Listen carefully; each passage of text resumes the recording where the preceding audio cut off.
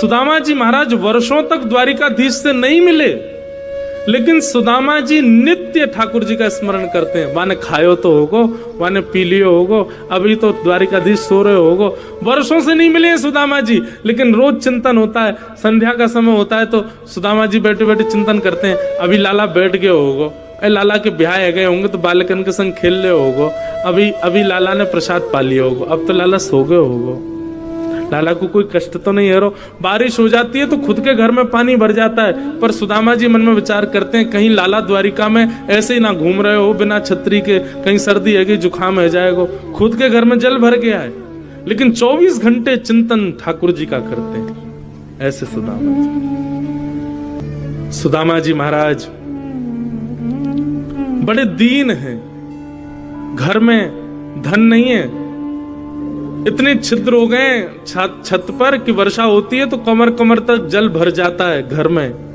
भोजन करने के लिए अन्न नहीं है, सामग्री नहीं है घर में, लेकिन फिर भी कभी द्वारिकाधीश से मिलने के लिए इसलिए नहीं जाते कि मेरी दरिद्रता देख करके, मेरी दीनहीनता देख करके, मेरी श्रीहीनता देख करके द्वारिकाधीश को ये ना लगे कुछ मांगने आया इसको कुछ दे दो, इसलिए नहीं जाते कभी। और सुदामा जी कभी अपनी पत्नी को भी नहीं बताते कि द्वारिकाधीश मेरे मित्र हैं, मेरे सखा हैं। प्रेम को बंधुओं जितना गोपनीय रखोगे प्रेम उतना बढ़ेगा। सुदामा जी अप्रकट भक्ति के आचार्य हैं, कभी नहीं बताते। एक दिन भगवान ने अनुग्रह किया, एक दीनहीन से ब्राह्मण के रूप में सुदामा जी के घर पहुंच गए, और सुदामा जी की पत्नी सुशीला ने जैसी देखा ब्राह्मण आए हैं द्वार पर, सुशीला बोली भगवान हमारे घर में देने को कुछ नहीं है, आप कहीं और चले जाओ। भगवान बोले क्यों, हमको आपसे भिक्षा चाहिए। ब्राह्मण बन के आए ठाकुर जी, मेरे घर में सोवर है, मैंने एक संतान को जन्म दिया है, अभी हमारा घर पवित्र नहीं है, आप अभी हमारे यहाँ की सामग्री नहीं ले पाओगे। ठाकुर जी बोले इनके तो कोई संतान अभी हुई नहीं, ये ऐसे क्यों बोल रही हैं। ब्राह्मण बन के आए तो भगवान बोले अच्छा तो 3-4 दिन बाद सोवर उठ जाएगा तब आ जाऊं। सुदामा जी की पत्नी बोली नहीं, हमने दरिद्र पुत्र को जन्म दिया है, उसका सोवर जीवन पर्यंत रहेगा। दरिद्र पुत्र को जन्म दिया है मैंने, मतलब कह रही है कि पुत्र को जन्म, वो कहना ऐसा चाहती है कि हमारे घर में दरिद्रता है, श्रीहीनता है, देने के लिए कुछ नहीं और ये जीवन पर्यंत रहेगा, इसलिए आप कभी मत आना मांगना। तब भगवान जो ब्राह्मण के रूप में गए थे उन्होंने कहा अरे सुशीला तुम बड़ी भोली हो, तुमको नहीं पता द्वारिकाधीश को जानती हो। सुशीला बोली उनको कौन नहीं जानता, पूरे विश्व के राजा भगवान है साक्षात। बोले वो तुम्हारे सुदामा जी के घनिष्ठ मित्र हैं, घनिष्ठ सखा हैं, इतने घनिष्ठ सखा हैं और तुमको विश्वास नहीं होता तो अपने पति के सामने जाकर के केवल द्वारिकाधीश का नाम ले देना, देख लेना उनके चेहरे का हाव भाव ही बता देगा, उन्होंने तुमसे छुपाया है आज तक। द्वारिकाधीश उनके सखा हैं, कभी अपने पति को भेजो द्वारिकाधीश के पास, द्वारिकाधीश कृपा करेंगे, पूरे विश्व पर कृपा करते तुम्हारे घर पर नहीं करेंगे। ये योजना भगवान ने बनाई थी, सुशीला के मन में कोई बात थोड़ी थी, भगवान ही ब्राह्मण के रूप में आए और आकर के सुशीला को ये बात बता के गए। सुशीला बोली अच्छा, ब्राह्मण तो चले गए, सुशीला अंदर बैठी थी, सुदामा जी महाराज नाम जप कर रहे थे। सुशीला ने कहा सुनिए पतिदेव एक जरूरी बात करनी। सुदामा जी इशारा करने लगे भी नाम जप चल रहा है, थोड़ी देर रुक जा। बोले आप थोड़ी देर बाद नाम जप कर लेना, मेरी बात सुन लीजिए। सुदामा जी नाम जप करने लगे।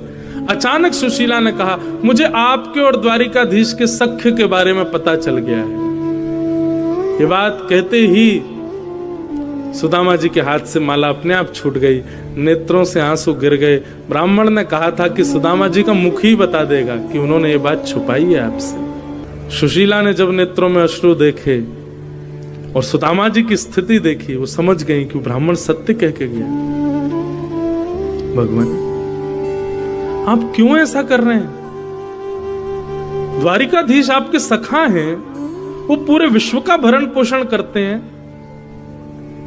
आपने कभी मुझे नहीं बताया, कभी उनके पास नहीं गए, आज तक मुझे लेकर के नहीं गए, क्यों? आपको अच्छा लगता है बच्चे भूखे सोते हैं, हमारे घर में 4-4 दिन तक भोजन नहीं बनता, सब पर कृपा करने वाले द्वारिकाधीश आपके सखा हैं, आप इस बात को छुपाए बैठे।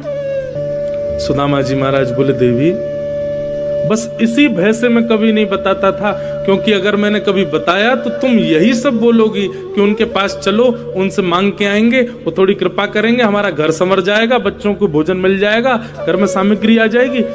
ये सख्यता का उपहार मांगने जाऊं मैं कृष्ण से कि मेरे घर की सारे आर्तों को दूर कर दो? मैं काय बात का सखा फिर? मैं इसी भय से तुमको नहीं बताता था, क्योंकि तुम मांगने को ही कहोगी। और मेरा सख्य ऐसा नहीं कि मैं कृष्ण को ये कहने जाऊं कि मेरे घर में ये भरण पोषण कर दो या ये कर दो, और मैं कुछ ना भी कहूंगा, वो अंतर्यामी है, देख करके समझ जाएगा, फिर दे देगा, तो मुझे ऐसा लगेगा कि मैंने अपनी सख्यता को निभाया नहीं। कष्ट पड़ने पर, विपत्ति पड़ने पर मैंने उनको याद किया। मैं विपत्ति सह लूंगा, कष्ट सह लूंगा, लेकिन मेरी दरिद्रता को वो पूर्ण करे, आकर के मेरे आर्तों को पूर्ण करे, इसलिए मैं उनके पास नहीं जाऊंगा। और इसलिए मैं किसी को बताऊंगा भी नहीं कि वो मेरे सखा है। मुझे इतनी कामना नहीं है उनसे। ये सुदामा जी का प्रेम है। वो जीवन पर्यंत भूख में निकाल देंगे, जीवन पर्यंत टूटे हुए घर में रह लेंगे, लेकिन कृष्ण के पास इसलिए नहीं जाना चाहते हैं कि मेरे आर्तों को वो पूर्ण करे। ये मेरे सख्य का भाव नहीं है। आज द्वारिकाधीश यानी सोने की नगरी में रहते हैं। द्वारिकाधीश के बच्चे यदि 56 भोग पाते हैं तो ये सुदामा जी की देन है द्वारिकाधीश को। कैसे? जब दोनों कृष्ण और सुदामा विद्यालय में पढ़ते थे, एक दिन भृगु ऋषि भिक्षा मांगने के लिए पधारे। गुरु माने उसी समय 2 पोटलियों में चने रखे थे। लोग कहते हैं कृष्ण ने श्राप दिया था सुदामा को कि मेरे हिस्से का चना खा गया तो दरिद्र हो जाएगा। भृगु ऋषि भिक्षा मांगने के लिए आए, ब्राह्मणी से आकर के कहा, भिक्षाम देहि माते। ब्राह्मणी ने सोचा मन में, ये तो ऋषि हैं, कहीं और भी भिक्षा मिल जाएगी तो चल जाएगा। अब विद्यालय में इतनी सामग्री नहीं है, 2 पोटलियां चने की हैं, वो भी कृष्ण सुदामा के लिए, वो भी इनको दे दूंगी तो बच्चे बेचारे वन में क्या खाएंगे? पुष्प तोड़ने के लिए वन में जा रहे हैं। और गुरु माँ ने निवेदन कर दिया, भगवान आप फिर कभी आ जाना, अभी तो हमारे पास देने को कुछ नहीं है। भृगु ऋषि थोड़ी दूर गए, जाकर के नेत्र बंद करके देखा, इतने बड़े गुरुकुल में हमको देने के लिए भिक्षा नहीं है। तभी उनको दिव्य दृष्टि से दिखा कि 2 पोटली चने की रखी हैं, जो कि कुछ बालकों के लिए माँ ने लोभवश बचा के रखी है। श्राप दे दिया भृगु ऋषि ने, माँ जिन बालकों के लोभ में आकर के तुमने, मोह में आकर के मुझे भिक्षा देने से मना किया है ना, मैं श्राप देता हूं, इन चनों को वो बालक खाएंगे, इन चनों को खाते ही वो श्रीहीन हो जाएंगे, लक्ष्मी चली जाएगी उनके घर से। सुदामा जी वहीं एक वृक्ष के नीचे बैठ करके तुलसी तोड़ रहे थे, और सुदामा जी ने ये श्राप सुन लिया कि भृगु ऋषि ने श्राप दिया है, उन चनों को जो पाएगा वो श्रीहीन हो जाएगा। दौड़ करके आए, देखा कि कहां है चने, किसके लिए चने। तभी जैसे ही सुदामा जी आए दौड़ते हुए, हाँफते हुए, तुरंत माँ ने आकर के, सुदामा मैं तुझे ही ढूंढ रही थी, ये ले, ये चने की पोटली है, ये एक तेरी एक कन्हैया की है, और उसको खिला देना। मैंने उसको भी बता दिया है, तुम दोनों वन में जा रहे हो लकड़ी तोड़ने के लिए, आदि सब सामग्री लेने, प्रेम से पा लेना। इतने में ठाकुर जी भी आ गए, हाँ सुदामा जी आप धल लो, प्रेम से पाएंगे वन में। अब सुदामा जी कुछ कहते तो मन में विचार करते, यदि मैंने बता दिया तो ये पोटलियां फिकवा दी जाएंगी, फिकवा दी जाएंगी तो अंकुरित हो जाएंगे, अंकुरित होकर कोई और खाएगा, वो श्रीहीन हो जाएगा। और कृष्ण के पक्ष के भी चने इसमें हैं। सुदामा जी ने मन में विचार किया, आज अपने सखा को सख्यता का उपहार देने का दिन आया है। और वन में जैसे सुदामा जी और कृष्ण गए, एक ऊंचे वृक्ष की डाल देख करके सुदामा जी समझ गए, बोले कन्हैया वृक्ष में चढ़ने में बड़ा ढीला है, देरी से चढ़ पाता है। सुदामा जी बड़े निपुण हैं। एक ऊंचे वृक्ष को देख करके सुदामा जी दौड़ करके उसके ऊपर चढ़ गए, जाकर के डाल पर बैठ गए। ठाकुर जी धीरे धीरे चढ़ रहे थे नीचे से, इतने में सुदामा जी ने पोटलियां खोली और लेकर के चने भरने लगे मुख के अंदर। ठाकुर जी ने चढ़ते चढ़ते देखा, ए सुदामा अकेलो खा रहा हो, एक पोटली मेरी है, वो धर लियो बचा के, मैं आ रहा हूं ऊपर, बहुत तेज भूख लगी है, मैं भी पाऊंगा। सुदामा जी मन में विचार करने लगे, लाला तू सदा प्रसन्न रहे, लक्ष्मी में खेले, लक्ष्मी तेरी पत्नी बने, तू सदा तेरे जीवन में कोई कष्ट संकट नहीं आवे, मेरे बटकी भी लक्ष्मी तेरे पास आ जाए, ऐसो मेरो उपहार है तुमको। और ठाकुर जी के पक्ष के चने भी ठाकुर जी देखते रह गए, सुदामा जी सब पा गए। भगवान भले ही नाराज हुए, भगवान भले ही सुदामा जी से रूठ गए, भगवान ने भले ही कुछ अपशब्द कहे, पर सुदामा जी ने ठाकुर जी को गले से लगा लिया। बोले लाला तू बस सदा खुश रही हो, तू सदा प्रसन्न रही हो, तेरे जीवन में कोई कष्ट नहीं आवे, बस ये मेरी मंत्रणा है। बोले काय बात की मंत्रणा तेरी, तू मेरे पक्ष के चना खा गए हो और यूं कह रहे हो कि मैं सुखी रहूं। सुदामा जी रोने लगे, कैसे बताऊं श्याम सुंदर। कुछ दिनों के बाद विद्यालय छूट गया और ठाकुर जी मथुरा चले गए, सुदामा जी वापस अपने स्थान को चले गए। धीरे धीरे धीरे सुदामा जी के घर की सब श्री चली गई, श्रीहीन हो गए। सब दुखी होते हैं पर सुदामा जी दुखी नहीं होते। क्यों? क्योंकि सुदामा जी को पता है मेरी जितनी श्री है वो सब जा कहां रही है, वो ठाकुर जी के पास जा रही है, ये मैंने उपहार दिया है। आज पत्नी ने सौगंध दे दी, बोले तुमको जाना पड़ेगा द्वारिकाधीश के पास, जाओ मेरी सौगंध है तुम्हें। सुदामा जी तो नहीं चाहते थे कि इस भाव से जाऊं कि कुछ दें, लेकिन पत्नी ने सौगंध दी तो सुदामा जी एक पोटली लेकर के आई थी, वो लेकर के चलने लगे द्वारिका की ओर। रास्ता भटक गए, चलते चलते महीनों लग गए। तब एक नदी के किनारे सोए, परंतु जब उठे तो द्वारिकापुरी पहुंच गए थे। जय श्री कृष्ण नाम की ध्वनि चारों ओर गूंज रही थी। सुदामा जी ने पूछा, भैया ये कौन सी नगरी है, हम तो कहीं नदी किनारे सोए थे, यहाँ कैसे पहुंच गए? तो किसी ने बताया, बोले भगवान ये द्वारिकापुरी है, द्वारिकाधीश की नगरी द्वारिकापुरी है। द्वारिकापुरी का नाम सुनते सुदामा जी तो नाचने लगे, नृत्य करने लगे, आनंदित हो। अब कन्हैया नहीं भी मिलेगो तो भी मेरो मन राजी रहेगो। क्यों? मैं द्वारिका तो पहुंच गयो, शायद इन्हीं मार्गन पे कन्हैया घूमता होगो, इन्हीं रस्तान ते जाता होगो, इन्हीं लोगन ते मिलता होगो, इन सबन ते मैं मिल लियो, मेरो मन तो शांत है गयो, चलूं वापस, बस मेरो काम तो है गयो। इतने में ही संतोष करके वापस जाने को तैयार हुए, तभी मन में विचार किया, एक बार कन्हैया की झलक तो देख चलूं, दिखे कैसो। सुदामा जी मुख्य द्वार पर पहुंचे और द्वार पर जाके द्वारपालों से कहा कि भैया हम द्वारिकाधीश का दर्शन करने आए हैं, पर हमें पता है बहुत व्यस्तता होगी, बहुत लोग उनके दर्शन को आते हैं, आप एक काम कर दो, बस इतनी बड़ी द्वारिका की ये महल है, कोई अटारी ऐसी हो, कोई खिड़की ऐसी हो, कोई झरोको ऐसा हो जहां से कन्हैया दिख जाए, मैं वहीं से देख करके चलो जाऊंगा वापस। मैं बचपन को सखाऊं द्वारिकाधीश को, मेरा नाम सुदामा है, आपने कोई योजना बनाओ। द्वारपाल बोले आप लोग विराजो, हम अभी देख करके आते हैं। और द्वारपालों ने जाकर के द्वारिकाधीश को बताया, द्वार पर एक दीनहीन सा ब्राह्मण आया है, उसकी एक एक हड्डी गिनी जा सकती है, तन के वस्त्र फटे हुए हैं, पैरों में छाले पड़े, लगता है बहुत दूर से चल के आया है, पर उसके मस्तिष्क का तेज बताता है त्रिकाल संध्या करता होगा ब्राह्मण, पर स्थिति बताती है कि ज्यादा धनवान नहीं है।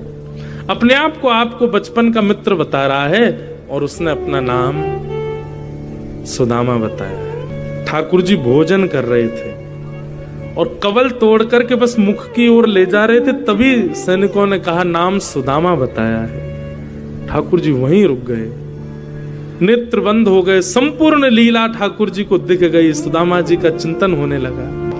भगवान बोले सुदामा जी आए? बोले जी। मेरे बचपन के सखा सुदामा आए हैं? बोले हाँ महाराज। जो मेरे साथ विद्यालय में पढ़ते थे वही सुदामा जी। अब वहां खड़े लोगों को क्या पता कि सुदामा जी के साथ क्या लीला, ठाकुर जी सब लीला, वही जो मेरे साथ वन में जाया करते थे, गुरुदेव से पढ़ा करते थे, वो सुदामा जी आए हैं। सैनिक जन हाथ जोड़ करके खड़े हैं, क्या बोले, अब उन्हें तो नहीं पता ये सब। ठाकुर जी कह रहे हैं मेरे मित्र सुदामा, सखा सुदामा आए और तुम उनको बाहर छोड़ आए, बाहर द्वार पर ही वे खड़े हैं, उनको भीतर नहीं लाए। भगवान आप प्रसाद पा रहे थे इसलिए हमने कहा आप थोड़ी देर बैठो।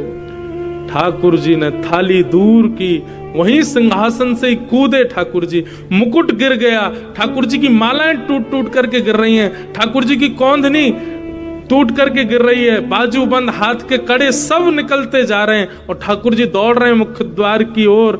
सेनापति, महामंत्री, 16,100 राजकुमारियां, बड़े बड़े राजा सब ठाकुर जी के पीछे दौड़ रहे हैं। भगवान एक बेड़ी, दूसरी बेड़ी, तीसरी बेड़ी पार करते हुए मुख्य द्वार पर जा रहे हैं। नेत्रों से विरल अश्रुधार गिर रही है। मेरे सखा सुदामा आए हैं। द्वारिका में हाहाकार मच गया। ऐसा कौन आया है जिसके लिए द्वारिकाधीश भोजन छोड़ के भागे? द्वार पर देखा, दीनहीन से पतले दुबले, जगह जगह से वस्त्र फटे हैं। सुदामा जी खड़े हैं, पैरों से रक्त निकल रहा है, छाले पड़ गए पैरों में, होठ सूख गए हैं, जल भी नहीं पिया है 4 दिन से। ठाकुर जी ने जैसे ही देखा सुदामा को, भगवान तो मानो जैसे टूट गए, दौड़ करके गए और जाकर के सुदामा जी को अपने अंक में भर लिया। एक क्षण के लिए तो मानो ऐसा लगा सुदामा जी भगवान के चिन्मय रूप में ही विलीन हो गए हों। अपने अंक में भर लिया। सुदामा जी ने ठाकुर जी को गले से लगा लिया। सुदामा जी को नेत्र खोल के थोड़ी शर्म आ रही है। चारों तरफ बड़े बड़े राजघराने के लोग देख रहे हैं। सुदामा जी की दीनहीन सी अवस्था है, तन भी ऐसा विचित्र है, चलते चलते बहुत पसीना आया है, उसकी गंध भी आ रही है। और ठाकुर जी का ऐसा चिन्मय रूप, मधुर सुगंधी चंदन की, और ऐसे लिपट गए ठाकुर जी, बिल्कुल संकोच नहीं कर रहे हैं। सुदामा जी के मन में आ रहा है, इतना सुंदर, इतना बढ़िया स्पर्श है ठाकुर जी का, मेरा निष्ठुर हड्डियां चुभ रही होंगी ठाकुर जी। सुदामा जी दूर करते हैं लाल जी को, लाल जी फिर पकड़ करके अपने अंग से लगा लेते हैं। सुदामा जी बार बार ठाकुर जी के हाथों को दूर करते हैं और ठाकुर जी फिर पकड़ करके अपने अंक में ले लेते हैं। इस दृश्य को देख करके पूरी द्वारिका भाव विभोर हो गई, सबके नेत्र सजल हो गए। सुदामा जी के सुंदर उस रूप को देख करके ठाकुर जी ने अपने मानो नेत्रों के आंसुओं से ही सुदामा जी का जलाभिषेक कर दिया हो, इतने रोए ठाकुर जी। हाथ पकड़ करके सुदामा जी को अपनी द्वारिका नगरी में भीतर अपने सिंहासन की ओर लेके जा रहे हैं। रास्ते में सुंदर नगाड़े बजाने वाले अंदर खड़े हैं, पुष्पादि वर्षा करने वाले सब स्तब्ध खड़े हैं। ठाकुर जी उनको डांट के तुम चुप क्यों, पुष्प वर्षण करो, नगाड़े बजाओ, सुंदर मंगल वाद्य बजाओ। आज हमारी द्वारिका को पवित्र करने के लिए सुदामा जी पधारे। सुदामा जी आए, भाई स्वागत करो। स्वयं ठाकुर जी मार्ग दिखाते हुए सुदामा जी को लेकर के आए। सुदामा जी ने भीतर आकर के स्वधर्मा सभा को जब देखा, सुदामा जी तो नीचे आसन पे ही बैठने लगे। ठाकुर जी ने लेकर के गए और द्वारिका के सिंहासन पर उनको बिठाए। सुदामा जी बोले, लाला मैं इतना योग्य नहीं हूं, ये सबको अधिकारी नहीं हूं भैया, ये सब सम्मान मेरे लिए नहीं है, ये सब काय को कर रहे है। ठाकुर जी बोले, कौन किसके योग्य है मैं बहुत अच्छे से जानता हूं सुदामा जी, मुझे बताइए मत, बैठो। लक्ष्मी रुक्मणी जी को आज्ञा की, जाइए पात्र लेकर के आओ, जल लेके आओ, चरण धोने। सुदामा जी बोले, लाला तेरे हाथ जोड़ू, चरण मत धो। बोले नहीं नहीं, चुपचाप बैठे रहो, और ज्यादा बोलोगे तो मुंह पे अभी पट्टा बांध दूंगा आपके, चुपचाप बैठे रहो, जो कर रहा हूं करने दो, बहुत दिन बाद हाथ पड़े हो मेरे। और सुदामा जी के चरणों को जैसे ही ठाकुर जी ने उठाया पात्र में रखने के लिए, भगवान ने चरण देखे, पूरे चरण छिले हुए हैं, कांटे लगे हुए हैं, घाव हो गए चरणों में। इतने भाव विभोर हो गए ठाकुर जी चरण देख करके, आंखों के अश्रुओं को रोक नहीं पाए, और वही अश्रु बिंद सुदामा जी के चरणों में गिरने लगे। जैसे जैसे ठाकुर जी के बिंदु गिरे, वहां वहां से सुदामा जी के सुंदर घाव ठीक होते जाएं। देख सुदामा की दीन दशा, करुणा करके करुणा निधि रोए, पानी परातु को हाथ छुयो नहीं, नैनन के जल सो पग धोए। और जो थोड़ा बहुत जल इकट्ठा हुआ पात्र में, भगवान ने रुक्मणी आदि सब पटरानियों को कहा, सुनिए इस जल को पूरी द्वारिका के कोने कोने में छिड़क करके आओ। सुदामा जी के चरणों का चरणामृत है, एक एक बूंद सब लोग पा लेना, सब जगह बांट देना, पूरी द्वारिका में छिड़क देना, समुद्र में छिड़क देना, गोमती जी में छिड़क देना, हमारे महल में छिड़क देना, सब पवित्र हो जाएगा। सुदामा जी के चरण की सुंदर जल है। सुदामा जी देख करके कह रहे, लाला जी सब कहा कर रहे हो भैया, मैं इतना योग्य नहीं हूं। भगवान नीचे बैठे हैं, सुदामा जी ऊपर बैठे हैं, और ठाकुर जी बात कर रहे हैं अपने सखा से। सुदामा जी आपको ब्याह है गयो? हाँ लाला ब्याह है गयो। और हमारे भतीजे? बोले हाँ 2 बालक हैं। अच्छा ब्याह में नहीं बुलाया हमको? लाला कर्जा लेके ब्याह कियो, और ब्याह में भी इतनी सामग्री बनी कि सब खा गए, दुल्हा दुल्हन फिर भी 3 दिन भूखे ही रहे, हमारे पास भोजन नहीं बचो। और वह को कर्जा भी आज तक नहीं चुका पाए, ब्याह को भी कर्जा चल रहा है। ऐसे ब्याह में लाला तो को बुलाते, तेरे साथ कितने हाथी, कितने घोड़ा, कितने सैनिक, कितने लोग आते, कहां भोजन कराते? या हमारे मैंने नहीं बुलाया, मेरी छोड़ लाला, तेने ब्याह कियो? भगवान बोले हाँ हमने कर लिया ब्याह। अब कैसे बताएं, एक थोड़ी किया है। अच्छा भाभी कहाँ है? भगवान बोले भाभी भी यही है। बोले मिला तो सही, कौन सी भाभी? अब वहां तो जिसको देखें वो परम सुंदरी। भगवान बोले मिलोगे भाभी से? बोले हाँ मिलवाओ। ठाकुर जी ने इशारा किया आओ। मैं रुक्मणी प्रणाम, देवी चरसो भाग्यवती रहो। मैं जाम्बती प्रणाम, देवी चरसो भाग्यवती रहो। मैं सत्यभामा प्रणाम, देवी चरसो भाग्यवती रहो। मैं कालिंदी यमुना प्रणाम, देवी चरसो भाग्यवती रहो। मैं भद्रा प्रणाम, मैं लक्ष्मणा प्रणाम, मैं मित्रवृंदा प्रणाम। 500 पत्नियां भगवान की प्रणाम कर गई। सुदामा जी बोले लाला कोई तकिया दे दे, हाथ थक गो मेरो ने, यहाँ नीचे धर दे मेरो हाथ, तो लगे ने का देर में गिर जाएगो का। ठाकुर जी ने मसनत असनत लगा दी हाथ के नीचे, यूं ही आशीर्वाद देते रहो। 200-250 और प्रणाम कर गई। भगवान खड़े खड़े देख रहे हैं। सुदामा जी धीरे से भगवान को देख, भगवान बोले क्या हुआ, कितनी और हैं अभी? बोले 16,108। ये सब अपनी है लाला? भगवान बोले तो और क्या, पड़ोस की है, सब अपनी है। बोले वाह भैया लाला, तेरे को प्रणाम करूं, इतने सारे ब्याह किए थे ने। अरे एक आदमी हमें बुला ले तो भोजन पे आ जाते हम। लाला मैं तो थक गो, अभी कितनी है गई? बोले अभी 600 हुई हैं, अभी तो 16,108, 1000 भी नहीं हुई हैं। लाला एक काम करेगो? बोले बता। पत्नी तेरी 16,108 है, लेकिन पति तो तू ही है ना? बोले हाँ। एक काम कर, तू मुझको प्रणाम कर, मैं तू को आशीर्वाद दे दूं, सबको एक साथ आशीर्वाद दे जाएगा। और 16,108 पत्नियों के सामने जगत नियंता, जगदाधार, त्रिलोकीनाथ, जगन्नाथ, द्वारिकाधीश दंडवत प्रणाम कर रहे हैं और सुदामा जी दोनों भुजाओं से आशीर्वाद दे रहे हैं। सबके नेत्र सजल हो गए ये दृश्य देख करके। सुदामा जी ने हृदय से लगा लिया ठाकुर जी, भाभी ने मेरे लिए क्या भेजा सुदामा जी। ठाकुर जी अब सुदामा जी पोटली छुपाने लगे, बोले कि अब ये सब बड़ी बड़ी राजघराने की सब कन्या, इनके सामने फटी हुई पोटली क्या दिखाऊं। सुदामा जी की पोटली छीन करके भगवान ने एक मुष्टिक खा लिया, 2 मुट्ठी चावल पाए। लक्ष्मी जी ने हाथ पकड़ लिया, बोले बस भगवान, इसलिए नहीं पकड़ा कि आप कच्चे चावल। भगवान ठाकुर जी ने 2 मुट्ठी पाए, लेकिन भाव यह था कि भगवान संपूर्ण वैभव लौटा रहे थे। मैं इंद्र का संपूर्ण वैभव सुदामा जी को देता हूं, मैं विश्व के सारी सुख संपत्ति सुदामा जी को देता हूं। 2 मुट्ठी चावल में ये वरदान दे चुके थे ठाकुर जी, लेकिन ठाकुर जी अब कहने वाले थे कि मैं लक्ष्मी को सुदामा की दासी बनाता हूं। तभी रुक्मणी जी ने हाथ पकड़ लिया, बोले भगवान मैं आपकी ही रहूंगी, मैं कहीं नहीं जाऊंगी, ये तीसरा मुट्ठी नहीं पाई है। तब भगवान ने 2 मुष्टिक चावल पाए। फिर उसके बाद सुदामा जी ज्यादा दिन द्वारिका रुके नहीं, वापस चले गए। सुदामा जी लौट करके गए तो देखा सुंदर भवन खड़े हैं, महल खड़े, अटारियां, आहा सोने की नगरी पूरी। सुदामा जी बोले भैया ये क्या है? सुदामा मंदिर देख डरे, यहाँ तो हती मेरी छोटी सी झुपड़िया, अब कंचन महल खड़े। सुदामा जी ने पत्नी से कहा देवी सोने की बनाओ रोटी, चांदी की बनाओ दाल और हीरा की बनाओ चटनी, प्रेम से पाओ। हम तो जा रहे हैं वन में, भजन करेंगे ठाकुर जी का। सुदामा जी वन की ओर जाने लगे, इतने में ही भगवान प्रकट हो गए और सुदामा जी से बोले अगर संपत्ति मेरे द्वारा प्राप्त हुई है और संपत्ति का सर्व फल मैं ही हूं, क्योंकि सुदामा जी आप कुछ भी अपने लिए नहीं करोगे, आप जो कुछ भी करोगे, आप वस्त्र भी पहनोगे तो उसमें भी मेरा ही स्मरण करोगे, इसलिए आपकी हर स्थिति के अंत में स्मरण मैं ही हूं, इसलिए संपत्ति आपकी बुद्धि विकृत नहीं करेगी, आप रहो। सुदामा जी बोले एक वचन पर रहूंगा। बोले क्या? तुम हमारे संग रहो। तब द्वारिकाधीश बोले ठीक है, एक रूप से मैं सुदामा जी आपके भवन में ही रहूंगा। तब सुदामा जी ने उस संपत्ति को स्वीकार किया।